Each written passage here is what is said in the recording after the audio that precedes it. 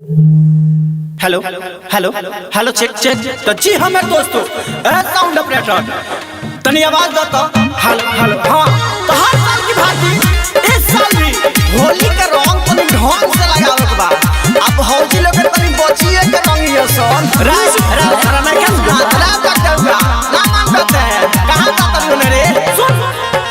आज होई बियर मुर्गा पार्टी भले होली में जे कोई डांटी।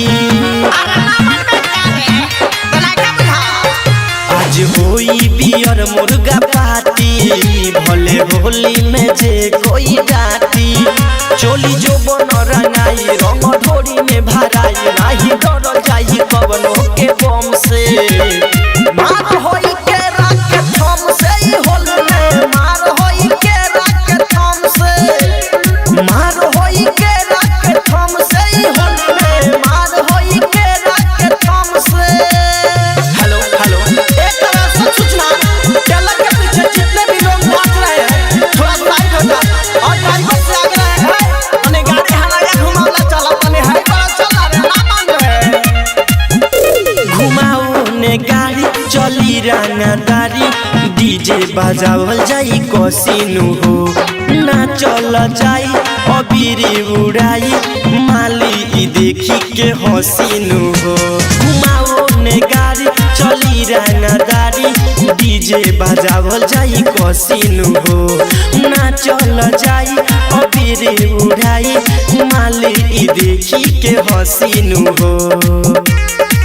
कौनो बोली तो होई कुटाई कसबू हम रंगवा लगाई भले जामा फराई होई खूब नचाई घूम जाई अपना दम से।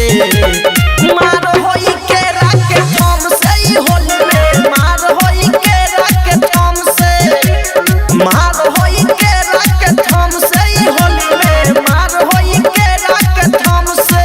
अरे हौ देखो बुआरा के छौड़ा पी के बम बम कइले बा आ ओने बुआरा नासा में केरा के थम गइले बा रे छौड़ा चल अब की के होली में ना अबीर ना रंग से अब भौजी के रंग लगाओ सन केरा के थम से केरा के थम से। तोर टुन टुन साथे राम बोली लफुआ के टोली निकल गइल हो गाना बजा के आ टेलर के ऊपर देखो ना सब कोई चढ़ गइल हो।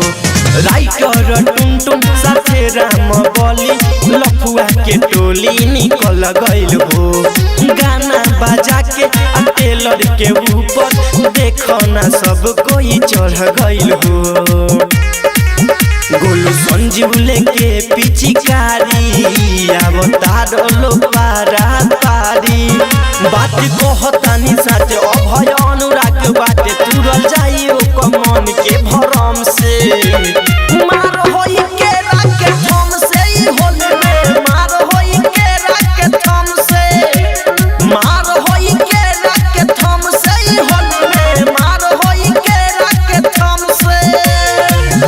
आज होई बियर मुर्गा पार्टी भले होली में जे कोई डांटी। चोली जो बन रंगाई रंग ढोरी में भराई नाही डर जाई कवनो के बम से। मार होई के रात के थम से होली में मार होई के रात के थम से मार होई के रात के थम से होली में मार होई के रात के थम से। रिया रिकॉर्डिंग स्टूडियो नरकटियागंज।